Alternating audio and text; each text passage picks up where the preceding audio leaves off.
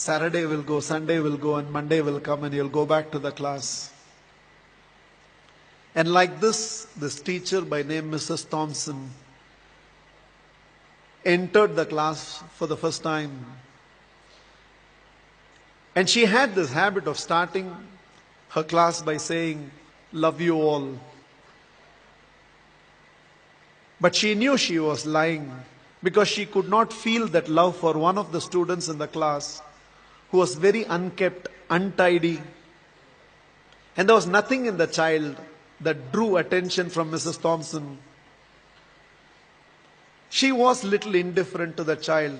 She picked him for every negative example and ignored him for all the positive reasons. That year, she had written the progress report for the first quarter. And it was a system in the school that the headmasters have to countersign every progress report. The headmasters called for Mrs. Thompson and told Mrs. Thompson, a progress report should report some progress. It should make a parent feel my child has a future. The way you have written the progress report for Teddy, that is how he was called. The way you have written the progress report for Teddy, parents will give up on Teddy. Mrs. Thompson immediately said, there's nothing I can do. I have nothing positive to write about the child. Immediately, the headmasters asked the administrative staff of the school to trace the old year progress reports of Teddy and send it across to Mrs. Thompson's class. Mrs. Thompson saw the third standard progress report. And it was written, the final remarks, Teddy is the brightest child in the class. She was stunned by what she read. She saw the fourth standard progress report, and progressively all the remarks suggested that Teddy's mother was suffering from terminal cancer. She is not able to give the attention she used to give to Teddy, and it's just beginning to show up on the performance of Teddy. The fifth standard progress report read, Teddy had lost his mother and along with that himself. He desperately needs help, otherwise we will lose this child. By then there were tears in the eyes of Mrs. Thompson. She looked at the principal and said, I know what to do. And she went back to the class. Probably it was a Monday morning. She walked into the class and again from the dais of the class, looked at the class and said, love you all. But she knew she was lying. The love she was feeling for Teddy right now was far, far greater than the rest of the class. She decided that she is going to change her approach. For every positive reason, Teddy's name was called. There was no more a negative reference to the whole thing. The last day of the school came. All the children had brought some gifts for the teacher. There was only one gift which was wrapped up in an old newspaper. Somehow, the sense of a teacher, she knew that it must be from Teddy. She opened that first. A half-used perfume bottle and a bracelet from which a few stones had already fallen was there.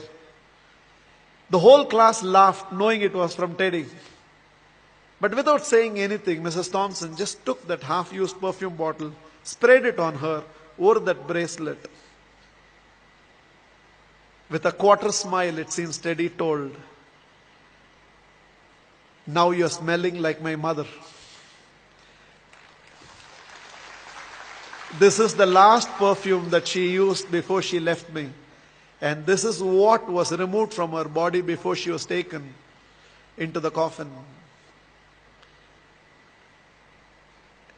1 year later, end of the school, end of the year, there was a letter on Mrs. Thompson's table.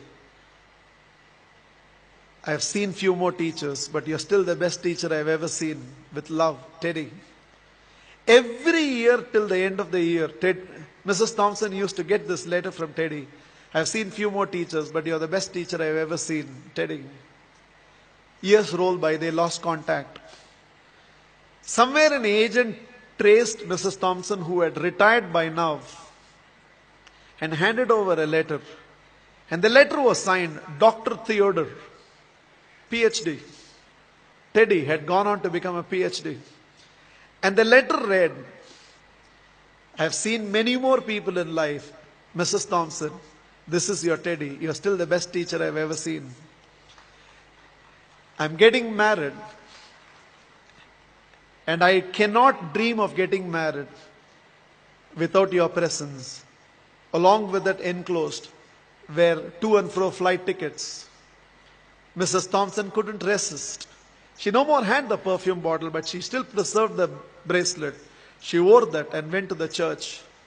She was trying to sit in the last row, but volunteers identified and ushered her right to the front row. And right in the front row, there was a seat with a placard written, Mother. Theodore personally asked Mrs. Thompson to sit in the chair and whispered, "You are the closest to my mother that I've ever experienced. And whatever I am today, it's because of you, ma'am." The wedding happened, and after the wedding, Theodore introduced Mrs. Thompson to his newly wedded wife. Without her, I wouldn't be where I am today. There were tears in Theodore's eyes. It seems Mrs. Thompson told the newly wedded woman, "Without Teddy, I would have never realized a teacher must first be a mother to every student of hers, and only then a teacher."